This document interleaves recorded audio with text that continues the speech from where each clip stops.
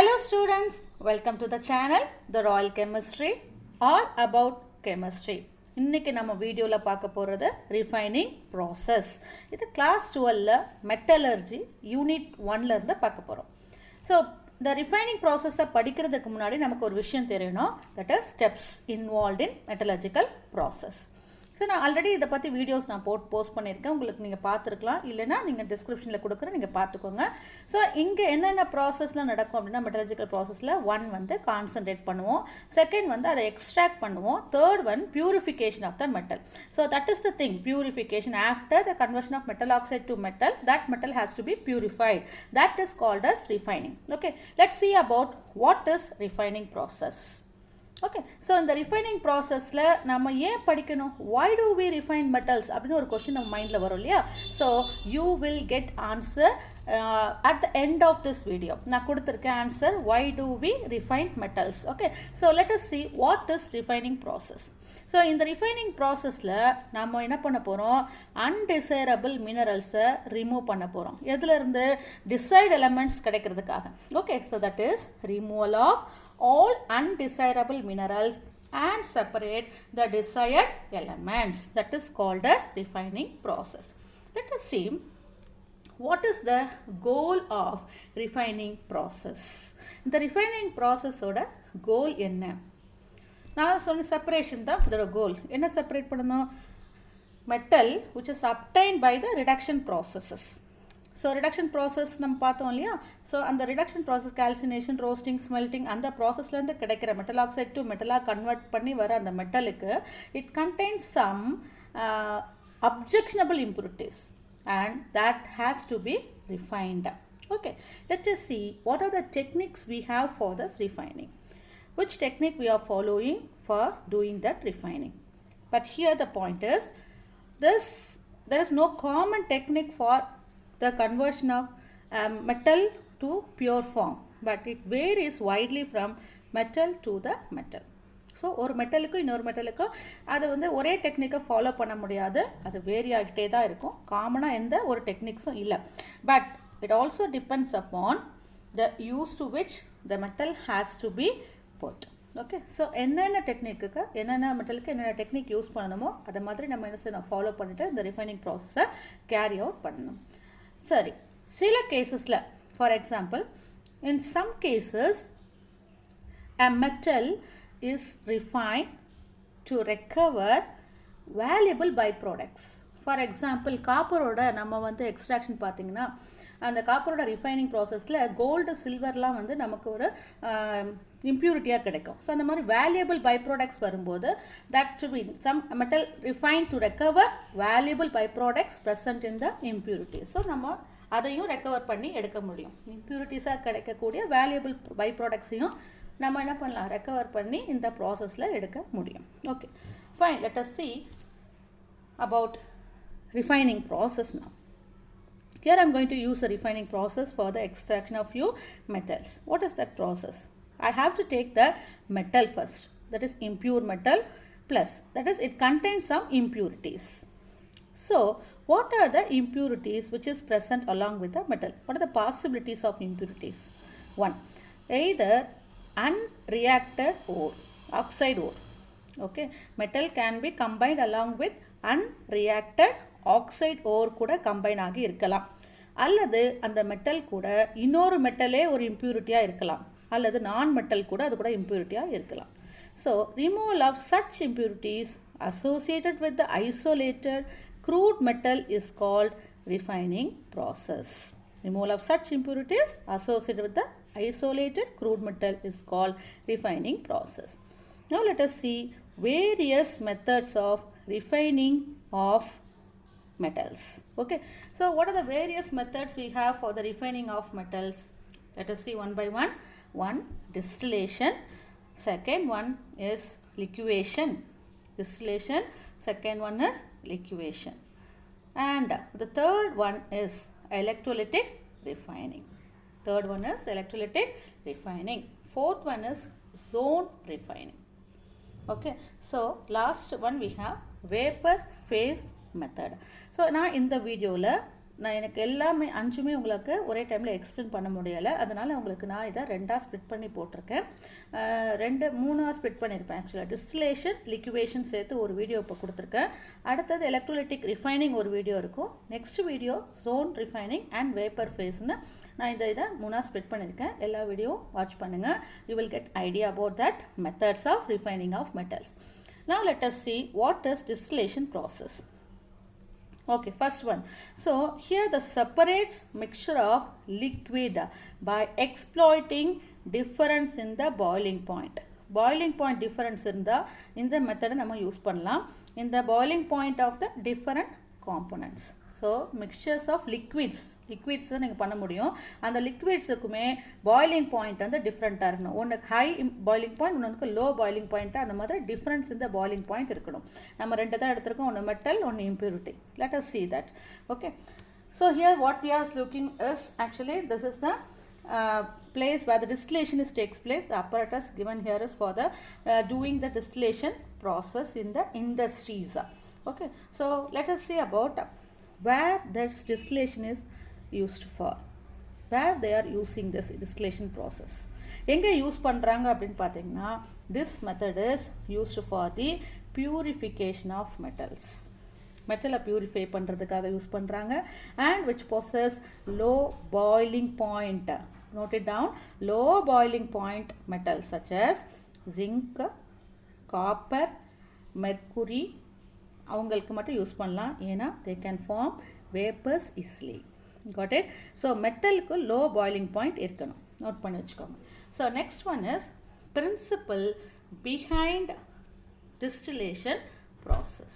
So what is the principle behind this distillation process? Let us see. In this process, the impure metal is heated above its boiling point. மெட்டலுக்கு boiling point கம்மி தானே, அதை நீங்கள் கம்மியான boiling point metal தான் நம்ம எடுத்துக்கிறோம். ஆனால் அதை விட அதை பாயிலிங் பாயிண்ட் விட அதிகமாக நம்ம ஹீட் பண்ணணும். So it is heated above its boiling point so that the metal can form vapours. Metal எல்லாம் வேப்பராக போயிடும், இம்ப்யூரிட்டிஸ்லாம் பாயிலே ஆகாமல் அப்படியே இருக்கும். அப்போ அந்த வேப்பர்லாம் நீங்கள் என்ன பண்ணணும், வேப்பர்ஸ் ஆர் கண்டென்ஸ்ட். ஓகேவா? அந்த வேப்பரை நீங்கள் கண்டென்ஸ் பண்ணி to get the pure metal. So இது ரெண்டு லிக்விடாக இருக்கணும். மெட்டல் வந்து லோ பாயிலிங் பாயிண்ட்டாகவும் அதை நெக்ஸ்ட் ஒன் இம்ப்யூரிட்டி வந்து ஹை பாயிலிங் பாயிண்ட்டாக இருக்கணும். ஸோ அப்போ இம்ப்யூரிட்டிஸ்க்கு என்ன நடக்கும், மெட்டல் வேப்பர் ஆகிடுச்சு, ஓகே, அதை நம்ம கண்டென்ஸ் பண்ணி அதை பியூர் மெட்டலாக நம்ம மாற்றிட்டோம். இம்ப்யூரிட்டிஸ்க்கு என்ன இருக்கும், impurities which is along with the metal do not vaporise. ஏன்னா அதோட பாயிலிங் பாயிண்ட் அதிகம், ஸோ அது வேப்பரைஸ் ஆகாது. And hence they are separated easily. So now we separated the metal from the impurities by using distillation process which having two different liquids having different boiling points. உங்களுக்கு clear-ஆ புரிஞ்சிருக்கும்னு நினைக்கிறேன். Let us see the next method of refining process, that is called as liquation process. Shall we see? Yes. Process is one of the metallurgical method of refining metal from the impurities. So எந்த மெட்டலுக்கு இந்த liquation process suitable ஆகுமோ அந்த மெட்டலுக்கு நம்ம இதை use பண்ணலாம். For example copper refining கூட இதை நம்ம யூஸ் பண்ணியிருக்காங்க. 15th century, இது ஹார்ட்லி ஃப்ரம் 16th centuryலேருந்து இதை ஸ்டார்ட் பண்ணியிருக்காங்க. So what is this process? Metallurgical method for separating metals from an ore or alloy. So மெட்டலை ஓரில் இருந்தோ அல்லது அலாயில் இருந்தோ நீங்கள் செப்பரேட் பண்ணி எடுக்கிறதுக்கு இந்த ப்ராசஸ் யூஸ் பண்ணிக்கலாம். This method is largely used to remove lead containing silver from copper. So silver வந்து காப்பரோட இம்ப்யூரிட்டியாக இருக்கும்போது அந்த சில்வரை ரிமூவ் பண்ணுறதுக்காக லெட்டை யூஸ் பண்ணி ஒரு சால்வெண்ட்டாக யூஸ் பண்ணி சில்வரை ரிமூவ் பண்ணுவாங்க. அந்த ப்ராசஸ் தான் liquation process. Let's see about that liquation. இந்த ப்ராசஸை வந்து ஃபஸ்ட்டு கேரி அவுட் பண்ணது 16th centuryல for the separating of copper and silver. இந்த ப்ராசஸை ஃபர்ஸ்ட் டிஸ்கிரைப் பண்ணது யார்? It was first describe by George Agricola. அவர் பேர் என்ன? George Agricola. அவர் அதை கண்டுபிடிச்ச ஃபர்ஸ்ட் அந்த இயர் வந்து 1556. The first known use of liquefaction process on a large scale was in Germany in the middle of the 15th century. ஜெர்மனியில் தான் first use பண்ணியிருக்காங்க. அப்போது அந்த சென்ட்ரல் யூரோப்பியன்ஸ் அந்த மெட்டல் ஒர்க்கர்ஸ்க்கு தெரிஞ்சிருக்கு சில்வர் வந்து காப்பர் ஓரோட நிறைய மிக்ஸ் ஆகிருக்குங்கிறது. அதுக்கப்புறம் தான் அதை 16th சென்ச்சுரியில் ஜார்ஜ் ஆரிகாலர் வந்து ப்ரொசீட் பண்ணி அந்த மெத்தடை கொண்டு வந்தாங்க. ஸோ அது 19th சென்ச்சுரி வரைக்கும் நல்லா யூஸ் ஆனது. அதுக்கப்புறம் அதை வந்து யூஸ் பண்ணலை. புதுசான ப்ராசஸ் எலக்ட்ரோலைட்டிக் ரிஃபைனிங் யூஸ் பண்ண ஆரம்பித்தாங்க. எலக்ட்ரோலைட்டிக் ரிஃபைனிங் ஒரு சீப்பர் ப்ராசஸாகவும் ஒரு எஃபிஷியன்ட் ப்ராசஸாகவும் இருந்தது. So now let us see about the next one. Which metal is refined using this liquefaction process? So என்னென்ன மெட்டல்லாம் நம்ம யூஸ் பண்ணலாம்? நான் சொன்னேன் மெட்டலுக்கு மெட்டல் அந்த ரிஃபைனிங் ப்ராசஸ் மாறிட்டே இருக்கும். ஸோ லிக்வேஷன் எந்தெந்த மெட்டலுக்குலாம் யூஸ் பண்ணலாங்கிறத நோட் பண்ணி வச்சுக்கோங்க. First one liquation was tin use பண்ணலாம், லெட் யூஸ் பண்ணிக்கலாம், mercury and bismuth. Okay, so they should have low melting point metals. They are low melting point metals. Distillation la boiling point பார்த்தோம், இது melting point. So இப்போ நீங்க பார்க்குற apparatus தான் நம்ம the process carry out பண்ற apparatus. Okay, this reverberatory furnace. Now let's see about the principles of liquefaction. What is the principle behind this liquefaction process? So the liquefaction process involves heating the ore. நம்ம ஓரை heat பண்ணணும். Heating the ore until the metal with the lower melting point is separated from the one with the higher melting point. மெட்டலோட melting point லோயராக இருக்கிறதுனால அது ஈஸியாக முதல்ல melt ஆகிடும். அதுக்கப்புறம் ஹையர் மெல்டிங் பாயிண்ட் இருக்கிற அந்த இம்ப்யூரிட்டி கிட்டேருந்து நம்ம இந்த மெட்டலை ஈஸியாக செப்பரேட் பண்ண முடியும். இது ஃபுல்லாக மெல்டிங் பாயிண்ட்டை பேஸ் பண்ண process, liquation process. So now do metals can be separated when melted? இப்படி ஒரு கொஷின் மனசில் இருக்கும் இல்லையா? மெட்டலில் மெல்ட் பண்ணி கூட நம்ம செப்பரேட் பண்ண முடியுமா அப்படின்னா yes, you can do it.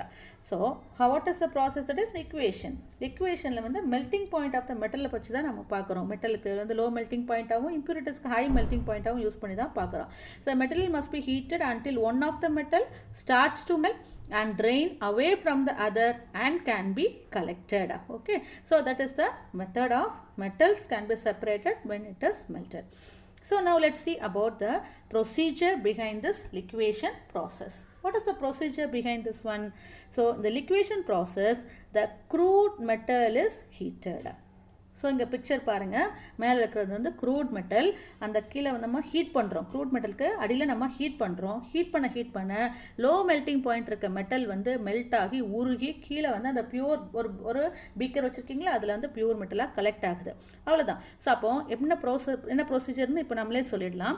The crude metal is heated to form fusible liquid. So மெட்டலை நம்ம என்னவா மாற்றிட்டோம்? இப்போது ஒரு ஃபியூசிபிள் லிக்விடாக மாற்றிட்டோம் அந்த ஹீட் பண்ணதுனால. And allowed to flow on a sloping earth. அது சாய்வாக இருக்கிற அந்த ஸ்லோப்பிங் ஹர்த்தில் அப்படியே உருண்டு நேராக வந்து எங்கே வந்துடுது? அந்த பீக்கரில் வந்து கலெக்ட் ஆகிடும். ஸோ க்ரூட் மெட்டலை ஹீட் பண்ணி அதை பியூர் மெட்டலாக கன்வெர்ட் பண்ணுற ப்ராசஸ் தான் என்னது உங்களுக்கு? Liquation process. Okay, now let's see.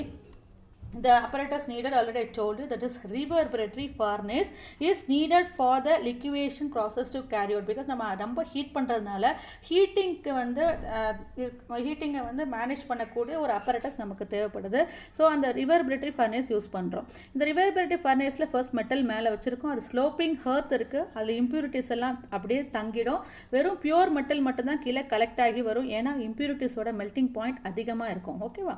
Right. Now the impure metal is placed on the sloping hearth. நான் சொன்னேன் இல்லையா, ஸ்லோப்பிங் ஹெர்த் மேலே தான் இம்ப்யூர் மெட்டல் அப்படியே இருக்கும் of a reverberatory furnace, and it is heated just above the melting point of the metal.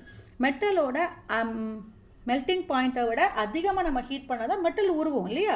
So above the melting point of the metal in the absence of air. அது ரொம்ப முக்கியமான விஷயம். நீங்கள் ஏரோட heat பண்ணும்போது metal வந்து ஏரோட react பண்ணுறதுக்கு வாய்ப்பு இருக்கு இல்லையா? அதனால நம்ம என்ன செய்யக்கூடாது? மெட்டல் வந்து ஆப்சன்ஸ் ஆஃப் ஏரில் தான் நம்ம அதை ப்ரொசீட் பண்ணணும். உங்களுக்கு புரிஞ்சிருக்குன்னு நினைக்கிறேன்.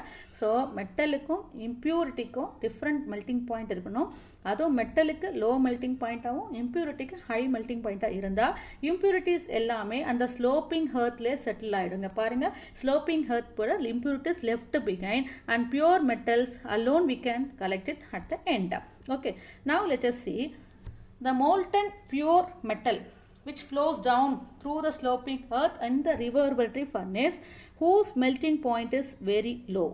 இல்லையா நான் உங்களுக்கு சொன்னேன் இல்லையா மெட்டல் வந்து மெல்டிங் பாயிண்ட் கம்மியாக இருக்கிறதுனால அது ஃப்ளோ டவுன் ஆகிடும். அதான் இம்ப்யூரிட்டிஸ் பார்த்தீங்கன்னா they are left behind on the sloping earthலே இருந்துரும். ஏன் ஸ்லோப்பிங் earthலே இருக்குது? அவங்களோட மெல்டிங் பாயிண்ட் அதிகமாக இருக்கிறதுனால அவங்க மெல்ட் ஆக முடியாது. அதனால ஸ்லோப்பிங் earthலே லெஃப்ட் அப்படியே வந்து இருந்துப்பாங்க. So only the metal alone left fell down. Okay, the molten metal is collected and then it is solidified. So that hence pure metal is obtained by this liquation process. Okay, now the point is where this liquation is used for. இதை நம்ம இவ்வளோ process பண்ணுறோமே இது எங்கெல்லாம் use பண்ணுறாங்க இந்த லிக்வேஷன் ப்ராசஸை நம்ம கண்டிப்பாக தெரிஞ்சுக்கணும் இல்லையா.